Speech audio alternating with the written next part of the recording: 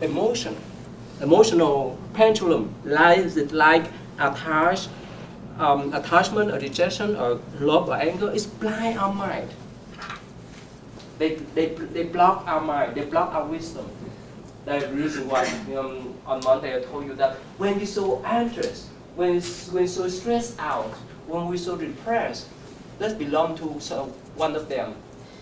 We don't have enough wisdom to recognize things. So only when we remain in neutral way, we can see the whole pictures of life. Make sense? So that's what enlightenment. In one particular sutra, it's still good we have time to this. Oh, sorry, it's past time? No. 2:30. Oh, 2:30. I'm sorry. Okay. Yeah, it's still good for me to explain for you this kind of concept, but in practical sense, so that you understand what means enlightenment, what means awakening.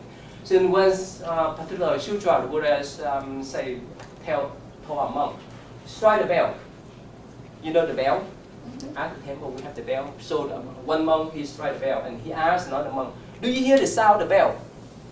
Of course, the second one said yes.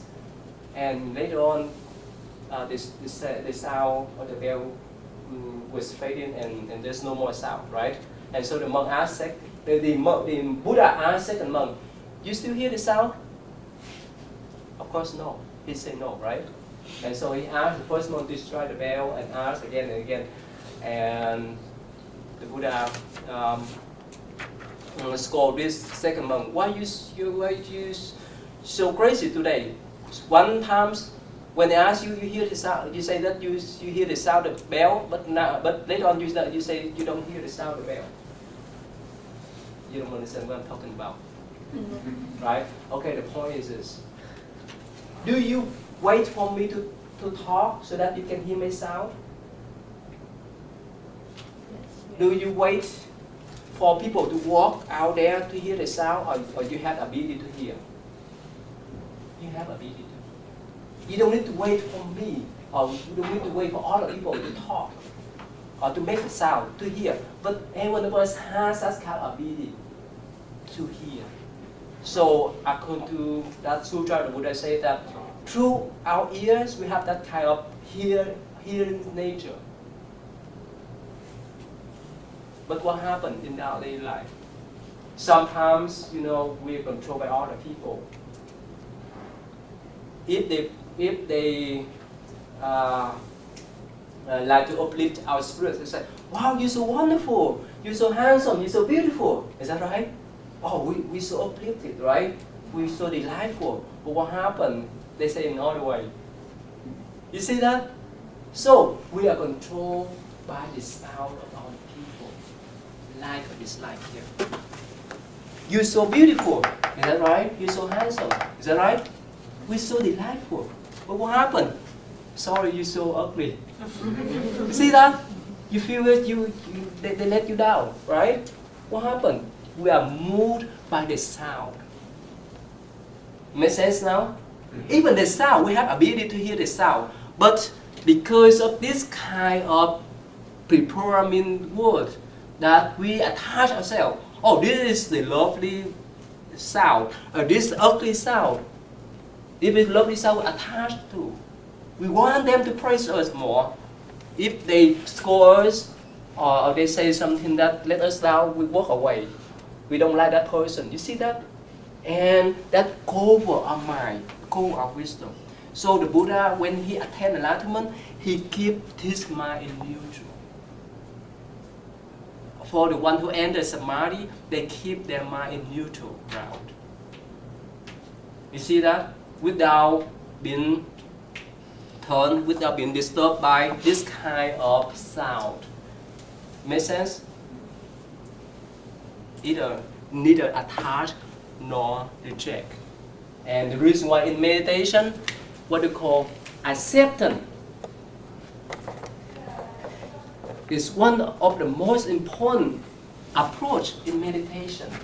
And next semester, I'm teaching that course. Mindfulness and this multidisciplinary application. That's one of the most important, acceptance. If we let's say if someone gives you the gift, any kind of gift, books, soda and so forth, if you're willing to take that, you're a more open-minded person, right? You're more peaceful, right? But if you either reject or want more, what happens? You get stuck there. You see that? And again, enlightenment is here.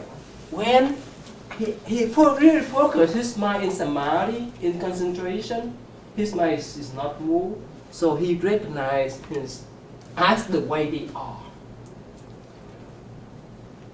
Most of the time, because of this attachment or love, or because of this distraction or anger, we try to manipulate things.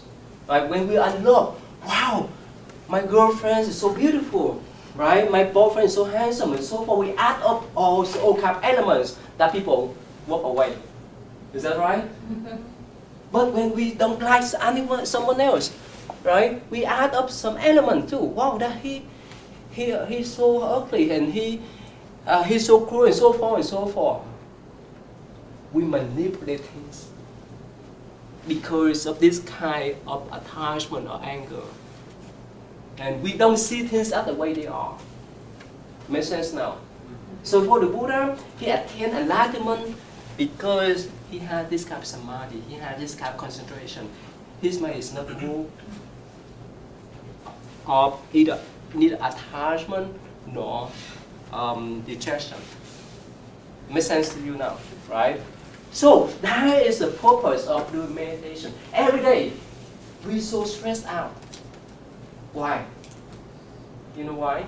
We're so stressed out, we're so anxious. Let's say when you go to school, right? Of course today you just attend the written response, but what happened in the classes you are going to take midterm or in final? You're so anxious, you're so stressful. Why?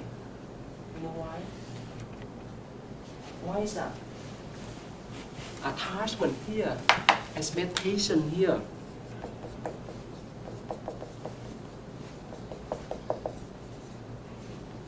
A plus. Makes sense? What happened when the professor or teacher hand back to you the exam and you have C? You feel frustrated. You're so depressed. You see that? It's happened to me too when I was in college, right?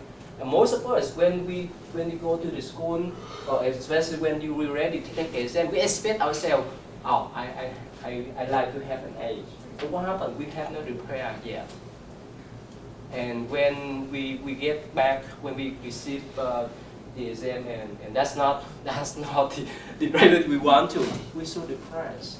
You see that? So the reason why here, this is so important. Open our minds. Recognize the things as the way they are. That's what enlightenment is for. Is it understandable? Yes. Is that clear now? Without experience, you cannot explain that. Especially many professors who are teaching Buddhism, when they talk about Buddha, they give some kind of definition. Okay, enlightenment, awakening, but it's still vague. Unless you recognize that, unless you have experienced that. So that is why every one of us is what we call leader Buddha. Buddha means enlightenment. He's know the reality of life, the things the way they are, right? But for us, sometimes we know, sometimes we don't. Sometimes we recognize, but sometimes we could not recognize. Especially if we engage in love, right? Or especially if we're so angry with something else. Make sense now? It's clear? Okay. So in the course of this, in our course, I like to bring more about the definition of Buddha again and again, so that you can recognize that you have that ability to remain calm, to remain peaceful, to have that type of wisdom. Okay? All right.